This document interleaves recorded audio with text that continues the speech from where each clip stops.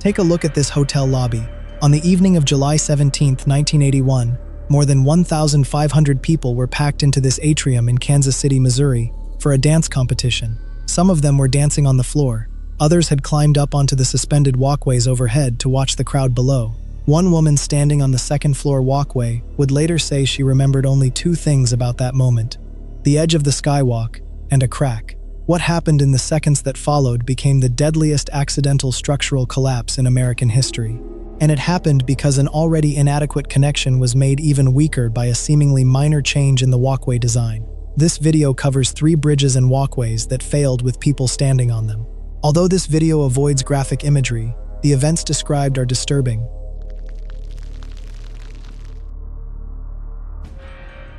At a few minutes before 5 p.m. on December 15, 1967, a woman named Charlene Wood was driving home from her job at a beauty shop in Point Pleasant, West Virginia. It was 10 days before Christmas, and the streets along the Ohio River were full of shoppers. At the corner of Main and 6th Street, Charlene stopped at a red light. Ahead of her was the entrance to the Silver Bridge, a 1,700-foot suspension bridge that carried U.S. Route 35 across the river to Ohio. When the light changed, she pulled forward onto the approach. Charlene's father had been a riverboat captain, and she had grown up around the water and the bridge. She knew what it was supposed to feel like under traffic, and this was something different. She threw her car into reverse. Her car stalled right at the lip of the approach, and in front of her, the entire deck of the Silver Bridge fell away into the Ohio River. The bridge had opened on May 30th, 1928, and it was named for the aluminum paint that made it gleam over the water. Officially, it was the Point Pleasant Bridge, and it connected Point Pleasant, West Virginia, with Gallipolis, Ohio. By 1967, it had been carrying traffic for nearly 40 years, and to the people who crossed it every day, it was simply part of the landscape. But there was something unusual about how the Silver Bridge was built. Most suspension bridges hang their decks from enormous woven steel cables, made up of thousands of individual wires. If a few wires snap, thousands of others carry the load. The Silver Bridge used a different system. Instead of cables, it hung from chains, and each link in those chains was made of just 2 steel bars called eyebars. An eyebar is a long, flat bar with a rounded head at each end, and through each head runs a hole where a massive steel pin connects one link to the next. The same basic idea as a bicycle chain scaled up to the size of a bridge. Older eyebar bridges had used 4, 6, or more bars in every link, so that if one bar failed, the others could hold. The Silver Bridge's designers used a newer, higher-strength heat-treated steel, and they calculated that 2 bars per link would be enough. That decision saved money, and on paper, the numbers worked. But the 2-bar arrangement left almost no redundancy. If one eyebar failed, its partner would suddenly inherit the entire load. And because the chains, towers, and deck depended on one another for balance, the failure of a single critical bar could bring down the entire structure. For 39 years, that never mattered. Then came the evening rush hour of December 15, 1967. Christmas traffic had the bridge loaded bumper to bumper in both directions. 37 vehicles crawling across the span in the cold. Witnesses on both shores described what happened next in almost the same words. There was a sound like a gunshot. Then the bridge twisted, and in somewhere between 10 and 20 seconds, the towers folded, and the entire deck dropped into the river. One witness said the structure came down like a deck of cards. An 18-year-old gas station attendant named Dick Kuhn heard the crack and thought someone was shooting at ducks under the bridge. When he looked up, the bridge was gone. 31 vehicles fell. 24 of them went into the Ohio River, and 7 landed on the shore. 64 people fell with the bridge. The water that evening was around 44 degrees Fahrenheit, cold enough that most people immersed in it had only minutes. The sun set within about 10 minutes of the collapse, and rescuers were left working in darkness, pulling survivors from a river filled with twisted steel, submerged cars, and floating Christmas presents. Only 5 people were taken from the water alive. A truck driver named Bill Needham managed to escape through the window of his sinking rig and stayed afloat by clinging to a box. A man named Howard Boggs was pulled from the river alive, but his wife Marjorie and their infant daughter Christy were not found until roughly 6 weeks later. A woman named Margaret Cantrell survived while her husband Melvin and their friend Cecil Counts both died. In total, 46 people were killed. The recovery went on for weeks, with the U.S. Army Corps of Engineers bringing in barge-mounted cranes to lift the wreckage piece by piece from the riverbed. Bodies were still being recovered into January. 2 of the victims were never found at all. The question was how a bridge that had stood for 4 decades could fail completely in a matter of seconds. Investigators from the newly formed National Transportation Safety Board recovered nearly every eyebar that had fallen on the Ohio shore, and about 60% of those in the river, then reassembled the chains like an enormous puzzle. Out of hundreds of bars, exactly one was broken through the head, eyebar number 330, on the north chain of the Ohio side span. When metallurgists examined the fracture under magnification, they found the origin of the entire disaster. On the inside surface of the pinhole, a tiny crack had been growing for decades. It had started at a microscopic corrosion pit, and over roughly 40 years, moisture, stress, and the constant flexing of traffic had grown it deeper into the steel through a combination of stress corrosion and corrosion fatigue. On the day of the collapse, that crack was about 1/10 of 1 inch deep, roughly 2.5 millimeters. In the cold of that December evening, with the bridge fully loaded, the steel around it fractured. The eyebar's lower limb snapped, the upper limb tore, its partner bar slipped off the pin, and the north chain of the silver bridge was severed. Everything else followed in seconds. What made the finding so unsettling was where the crack had been. It sat inside the joint, hidden between the eyebar and the pin, where an ordinary visual inspection could not reach it. Finding it would have required dismantling the connection or using specialized testing that was not part of routine bridge inspections at the time. 46 people died because of a defect roughly 1/10 of an inch deep, concealed inside one of the bridge's most critical joints. In the years after the collapse, another story attached itself to Point Pleasant. 13 months earlier, in November of 1966, two young couples driving near an abandoned World War II munitions site north of town reported seeing a large gray creature with glowing red eyes and a 10-foot wingspan that chased their car toward town. The local paper ran the story the next day, and over the following year, dozens of similar sightings were reported around the area.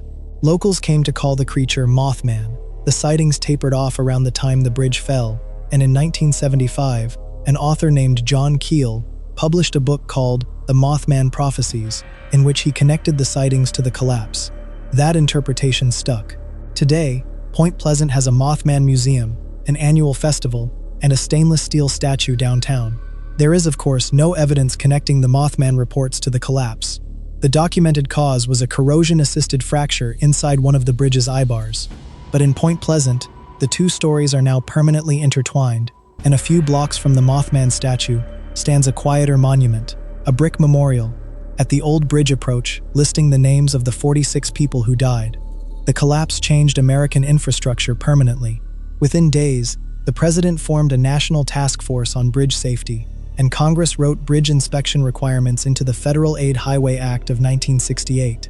In 1971, the National Bridge Inspection Standards took effect, requiring regular inspection of every highway bridge in the country, a system that exists to this day because of what happened at Point Pleasant. The Silver Bridge had a nearly identical twin about 100 miles upriver at St. Mary's, West Virginia, built the same year by the same designer. It was closed to traffic almost immediately after the collapse, and in 1971, the state demolished it.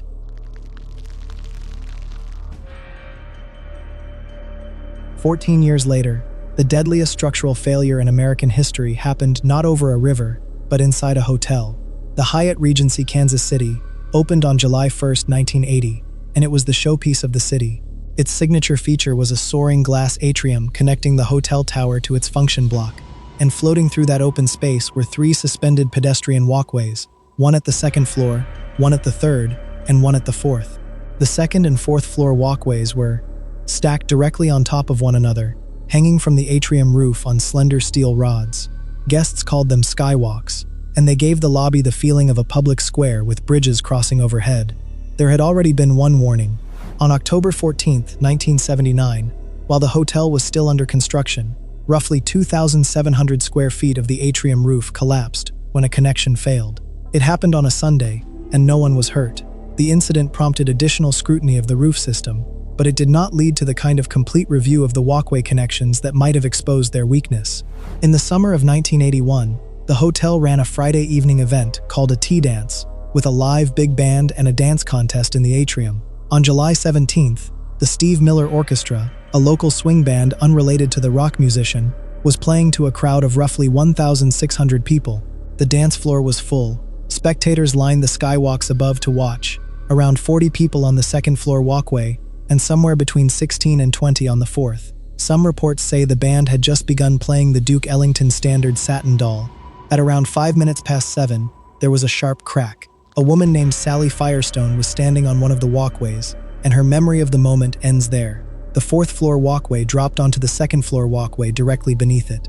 Together, the two walkways sent roughly 65 tons of steel, concrete, and glass, crashing onto the crowded dance floor below. The first emergency call was logged at 7:08 p.m. What followed was a 14-hour rescue operation that people who were there still describe as the worst night of their lives. The city's emergency medical director, a physician named Joseph Wakerly, arrived to find severed electrical wires arcing over the wreckage and water pouring into the lobby from broken pipes. He set up a triage system on the spot, dividing the injured into those who would survive without help, those who could not be saved, and the ones in the middle whose lives depended on intervention in the next minutes. Part of the lobby became a treatment area. Another part became a morgue. The water was its own emergency. The atrium sprinkler and supply lines had been sheared by the falling walkways, and because parts of the system fed from tanks rather than a street valve, it couldn't simply be shut off. Water rose around victims pinned under the debris, and some of them, unable to move, were at risk of drowning in a hotel lobby. The fire chief ordered a bulldozer to tear the front doors out of the building. The doors had been acting as a dam, and when they came out, the water drained. Construction companies from around the city sent cranes, forklifts, jackhammers, and concrete saws, and crews cut through the fallen walkways section by section through the night. 29 people were pulled from the rubble alive. In at least one case, a surgeon amputated a trapped man's leg with a chainsaw because there was no other way to free him. That man later died. The last living victim, a man named Mark Williams, was freed after more than 9 hours, both legs dislocated, having nearly drowned before the water was stopped. 114 people were killed, and more than 200 were injured. Among the dead were a couple named Karen and Eugene Jeter, who had been married 16 days earlier and were on the dance floor when the walkways came down. Within days, the Kansas City Star hired an independent structural engineer named Wayne Lishka to examine the building, and what he found became one of the most infamous details in engineering history. The walkways as built did not match the original design, but the deeper problem was that the original connection was already too weak. The fabrication change then doubled the load placed on the most vulnerable part of it. The newspapers reporting on that discrepancy would win a Pulitzer Prize. Here is what had happened. In the original design, the 2nd and 4th floor walkways were meant to hang from the same set of steel rods, each rod running as a single continuous piece from the atrium roof, down through the 4th floor walkway, and continuing down to the 2nd. Each walkway would grip the rod separately, and each connection would carry only the weight of its own walkway. During fabrication, the steel company, Haven Steel, objected to that arrangement. Threading a nut up more than 20 feet of rod was impractical, and the threads would likely be damaged in the process. So the design was changed to 2 shorter sets of rods. One set ran from the roof down to the 4th floor walkway. A second set ran from the underside of the 4th floor walkway down to the 2nd. On paper, the change looked minor. Structurally, it was not. The clearest way to picture the consequence comes from an analogy engineers still use to teach this failure. In the original design, 2 people each hold onto the same long rope, one above the other. Each person supports only their own weight. In the changed design, one person holds the rope, and the second person hangs from the first person's ankles. The total weight is identical, but now the first person's grip carries all of it. In the Hyatt, the first person's grip was the 4th floor connection, and the change had doubled its load. That connection was weak to begin with. The walkway's box beams were made of 2 C-shaped steel channels welded together toe to toe, and the hanger rods passed through them held by a nut and washer bearing against the bottom. On the night of the tea dance, with spectators standing on both walkways, the most heavily loaded 4th floor connection failed. The nut and washer pulled straight through the box beam, splitting it along the welded seam, and once one connection let go, the others followed in a chain. The National Bureau of Standards spent the following year investigating. Its 1982 report showed how far below code the connections had been. Building code required those connections to hold about 68,000 pounds each. As built, after the rod change, their capacity was roughly 18,600 pounds, less than 1/3 of what the code demanded. And the report found something worse. Even the original single rod design had never met code. It would have delivered only about 60% of the required capacity. The walkways had been deficient on paper from the day they were drawn, and the fabrication change made the already inadequate connection considerably weaker. Investigators concluded the collapse had nothing to do with the dancing, or the crowd size in any meaningful sense. The connections were so far below code that they had dangerously little capacity, and the T-dance supplied the load that finally exceeded it. The lead federal investigator, Edward Pafrang, later described the atmosphere among the parties involved as everyone wanting to walk away from responsibility. Responsibility, in the end, was assigned. The changed connection had never received a proper engineering calculation or review. Haven Steel maintained that the change had been approved by the engineers, while the engineers disputed how that approval had been communicated. What was clear was that no one had completed the calculation that would have exposed the doubled load. After a 27-day hearing, a Missouri administrative judge found Gillum, Duncan, and their firm guilty of gross negligence, and in 1985, both men lost their engineering licenses in Missouri, with Texas and Kansas following. The firm's certificate was revoked. No one was ever criminally charged. More than 300 lawsuits were filed, and at least $140 million was awarded to victims and their families.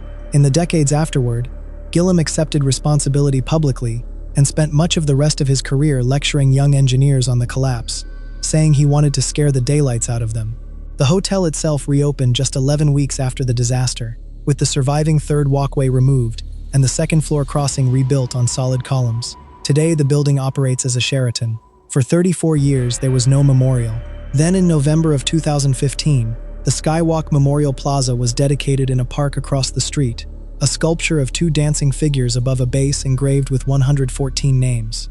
The Silver Bridge fell because of a flaw no one could see. The Hyatt walkways fell because of a flaw no one properly checked.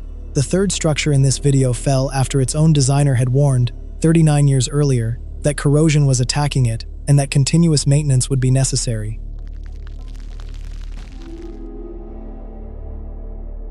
The Morandi Bridge in Genoa, Italy, was, for a time, a symbol of national pride.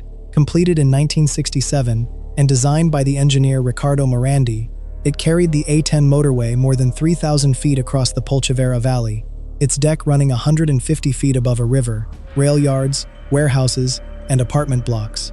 It was a cable-stayed bridge, but a deeply unusual one. Where most cable-stayed bridges use dozens of exposed steel cables fanning down from their towers, Morandi used as few as 4 stays per tower, and he encased the steel of each stay inside a shell of pre-stressed concrete. The concrete was intended to protect the steel from corrosion and give the bridge its clean, monumental look. It also made the steel extraordinarily difficult to inspect directly. The critical tendons were sealed inside concrete casings, meaning corrosion could develop without being visible from the outside, and for the next 50 years, whatever happened to the steel inside would happen largely out of sight. Warnings arrived early, and they came first from Morandi himself. In 1979, 12 years after the bridge opened, he wrote a report noting that the structure was degrading faster than he had expected, attacked by salt air from the nearby Mediterranean and pollution from the industrial valley below. In the early 1990s, the stays on one of the bridge's 3 towers, Pylon 11, were reinforced with external steel cables after inspections raised alarms. The stays on Pylon 9 received no such retrofit. In 2016, a structural engineering professor at the University of Genoa named Antonio Brencic said publicly that the bridge was a failure of engineering and that sooner or later, the cost of maintaining it would exceed the cost of replacing it.